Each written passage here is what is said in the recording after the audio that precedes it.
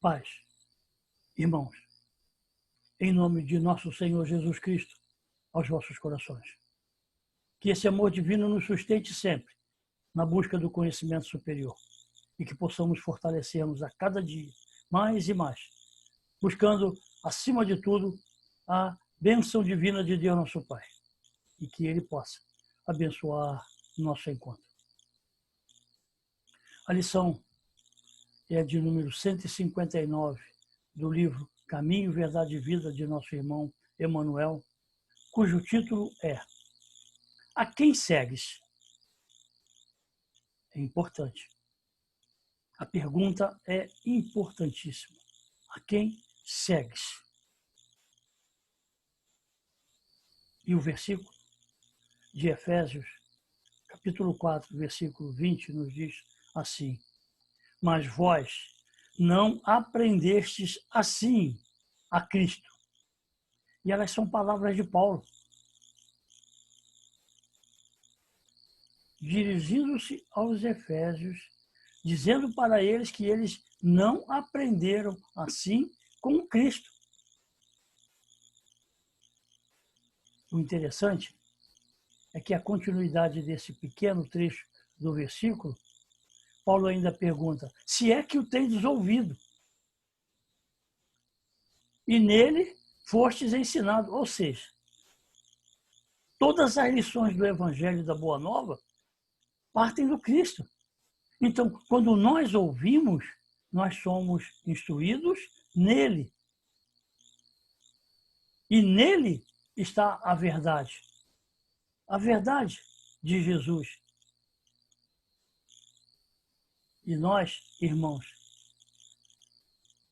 em nosso trato com o Mestre, quando aceitamos o seu convite para podermos participar da sua obra de amor e misericórdia, nós assumimos a responsabilidade de despojarmos-nos do velho homem. Aquele que no passado se corrompia pela concupiscência, que significa amor excessivo aos bens ou paixões sexuais, a renovação de nosso espírito pelo entendimento da verdade, quando então, irmãos, colocaremos a nossa mente a serviço de Jesus e de Deus nosso Pai. Vida mental é o que nós precisamos buscar no contato e na comunhão divina com o nosso Mestre de amor e misericórdia. Assim é que Emmanuel, então, começa falando-nos. O homem, como é natural, encontrará diversas sugestões no caminho. Irmãos, quantos convites nós recebemos no caminho de nossas vidas?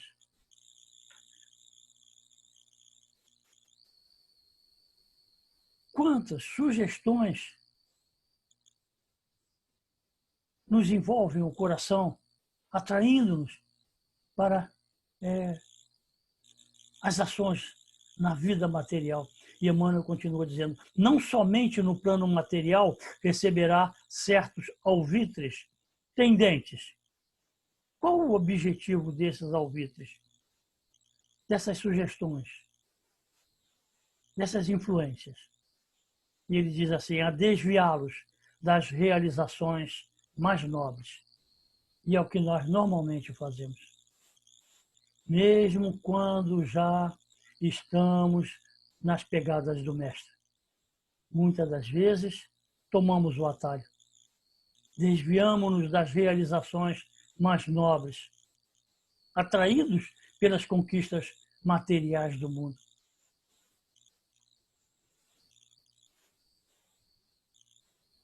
A esfera invisível, a esfera invisível, imediata ao círculo de suas cogitações, ou seja, das cogitações humanas, igualmente pode oferecer-nos determinadas perspectivas. E nós sabemos que estamos sob a influência das forças do mundo e das forças da esfera invisível, dos espíritos, do mundo espiritual. Então, os dois campos enviam-nos sugestões, a fim de que distraiamos-nos pelo caminho, que não consigamos realizar as nossas ações mais nobres. Determinadas perspectivas fogem, irmãos, de nossas mãos justamente pelos interesses do mundo. E sabemos o quanto o mundo invisível atua sobre cada um de nós.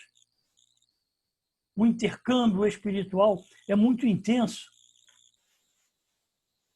Dentro das nossas cogitações, o que nós estamos cogitando todos os dias? Hein, irmãos? O que alimentamos em nossas almas? Que tipo de ideais nutrimos?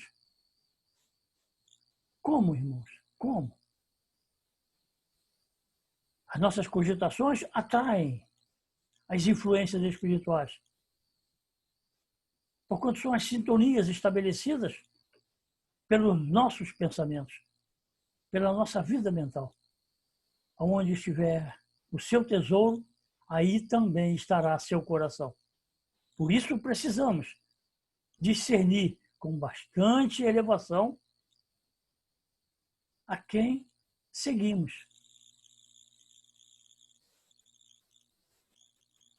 Porque a existência, irmãos, nos traz deveres elevados que precisamos cumprir, que precisamos atender para a nossa própria felicidade e principalmente para podermos permanecer ligados a esse mestre de amor e de misericórdia. Na consideração desse problema, né, das influências do mundo físico e espiritual, os discípulos sinceros, ou seja, aqueles que seguem o Cristo, compreendem a necessidade de sua centralização em Jesus Cristo. Não podemos mais termos outro tipo de interesse no mundo a partir do momento em que conhecemos Jesus. Precisamos centralizar nossas almas com todas as forças de nosso coração, porquanto, senão, a gente vai continuar sempre vivendo distraído, fugindo ao encontro de Jesus para podermos servir as forças do mundo. E Emmanuel nos faz uma advertência. Quando esse imperativo é esquecido, as maiores perturbações podem ocorrer. Prestar atenção. Quando esse imperativo é imperioso, irmãos, que nós centralizemos nossa atenção em Jesus, que nós nos concentremos, que nós nos esforcemos, que nós busquemos cada dia mais e mais imperiosamente a comunhão divina com esse mestre, para que o império das forças do mundo possa enfraquecer-se sobre nós. E o jugo suave de Jesus conduzir-nos pelos caminhos seguros da vida. As maiores perturbações, e nós sabemos disso, e nós sabemos que quando nós nos entregamos às forças do mundo, atendendo aos interesses do mundo, dilatando as nossas ligações com as forças do mundo, as perturbações se tornam frequentes, se tornam imperiosas também. Não é? E o aprendiz menos centralizado nos ensinos do Mestre, acredita que pode servir a dois senhores. Será que podemos, irmãos? Será que podemos servir a dois senhores? O Evangelho segundo o Espiritismo tem um capítulo sobre isso. Não se pode servir a dois senhores. Não se pode servir a Mamon e a Deus. Porquanto, se amamos a um, odiamos ao outro. Se servimos a um, desprezamos o outro. Não há como servirmos a dois senhores tão distintos, com vibrações tão antagônicas. Porquanto as vibrações do mundo, irmãos, elas são de ondas longas e baixa frequência. E as vibrações de Jesus são de ondas curtas e alta frequência. Por isso, nós precisamos escolher um dos senhores. Se escolhemos o mundo, permanecemos nas vibrações inferiores. Se escolhemos Jesus e lutamos e trabalhamos por seguir-lhe as pegadas, irmãos, aí desenvolvemos em nós os padrões vibratórios e sutilizamos as nossas forças e aumentamos a nossa comunhão divina com as forças poderosas do seu amor. Não podemos esquecer-nos das sintonias que estabelecemos quando estamos mergulhados nas forças do mundo para atender aos nossos desvaramentos dos sentidos, às nossas paixões, aos nossos interesses pelas posses e pelos bens materiais. E quando o discípulo procura atender todos esses desvaramentos dos sentidos, ele não consegue impedir o prejuízo e a paz perturbada de sua alma. Vai, sim, prejudicar o equilíbrio e a harmonia disso. E nós sabemos disso, irmãos. O quanto o mundo nos torna ansiosos, aflitos, inquietos, agitados, convulsiona o nosso mundo íntimo pelos sentimentos inferiores que semeia em nossos corações, que faz despertar em nossas almas. Nós sabemos disso, irmãos.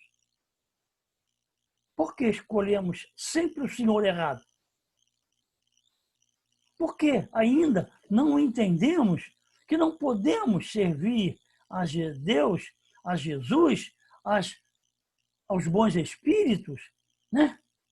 Permanecendo ligados, atrelados às forças do mundo.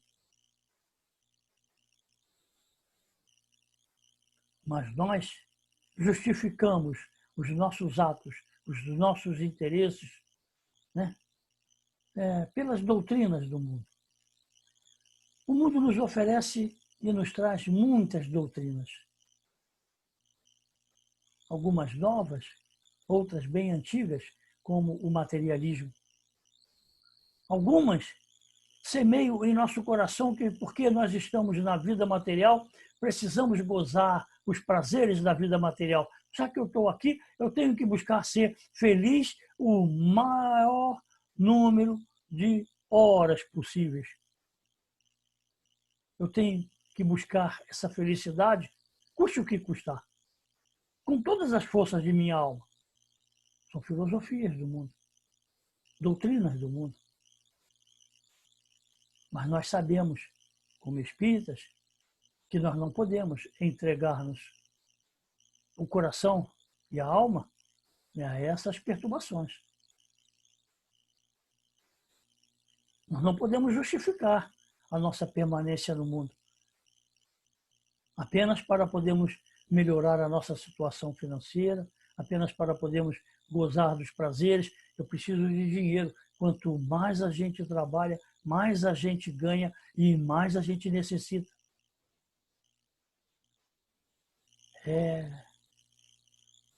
o jugo terrível do mundo sobre a alma. E nós abraçamos essas doutrinas, aceitamos esses filósofos improvisados, né, como nos fala Emmanuel aqui, que conferem demasiado valor aos instintos. E nós não podemos entregar-nos aos instintos. Nós somos espíritos imperfeitos. Nós somos crianças espirituais. Os nossos instintos ainda estão muito brutalizados, ligados às sensações da matéria física, aos sentidos. E nós, então, buscamos, né, através da sensualidade, o prazer, a satisfação de todos esses sentidos que nós trazemos impressos em nossa organização física.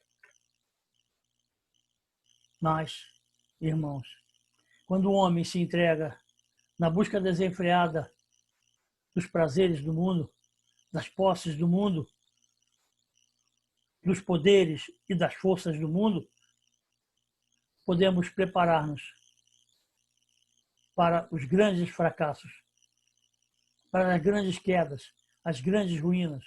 Elas acontecem. Elas vão surgir. Porquanto aquele que se eleva será rebaixado. E de que adianta ganhar o mundo e perder a sua alma? São lições, irmãos, que nós precisamos realmente atender. Não tem como fugir a isso. Não tem como deixarmos ao sabor das ondas o barco de nossa existência. Hoje, despertos para o Evangelho de Jesus e para a doutrina dos Espíritos, nós sabemos da necessidade de edificação espiritual. Nós precisamos buscá-las. Nós não podemos mais viver distraídos. Existe uma música que tem uma passagem muito interessante, né? O acaso vai me conduzir enquanto eu andar distraído. É muito interessante. Só que nós não podemos mais. Nós já fomos chamados. Hoje nós temos consciência da edificação espiritual que nos compete realizar para que possamos avançar em direção à luz. E essa edificação espiritual, ela permanece viva e imperiosa, cada dia mais e mais, diante das ocorrências e das circunstâncias que se abatem sobre a humanidade. Poderemos sim, irmãos, buscarmos no conceito do mundo as justificativas para a nossa permanência nos desequilíbrios. Podemos sim. É nosso direito, é livre-arbítrio. Ninguém vai nos impedir disso. É aí que nós estamos escolhendo o Senhor. É aí que a pergunta de Emmanuel nos cabe responder com bastante fidelidade. A quem segues? A quem seguimos, irmãos? As forças do mundo ou ao chamado do Cristo? A quem seguimos? O que buscamos em nossas existências? Sabe, irmãos? Podemos, sim, como eu disse ainda há pouco, justificarmos a nossa permanência nas forças do mundo, recusando o convite de Jesus ou atendendo apenas em parte o chamado do nosso Mestre, com futuro prejuízo de nossas almas, e nós sabemos que isso vai ocorrer. Nós sabemos dos prejuízos que se abaterão sobre a nossa alma pela nossa permanência nos desvios, nos atalhos da vida, apenas para atendermos a conveniências, muitas das vezes, dessas forças. Só que Jesus não ensinou assim. Jesus não nos ensinou ao apego da vida material. Jesus não quer a nossa permanência nessas forças destruidoras, perturbadoras da alma. Por isso, ele disse: vinde a mim, todos vós que estáis aflitos, que eu vos aliviarei. E é assim que nós precisamos atender ao chamado do Mestre. Ele não nos ensinou a ligação com as forças do mundo. A sua vida e os seus exemplos foram sempre de desprezo a essas forças, de despreocupação com os interesses passageiros e efêmeros. Nós é que ainda nos prendemos muito a eles. E por isso, irmãos, sempre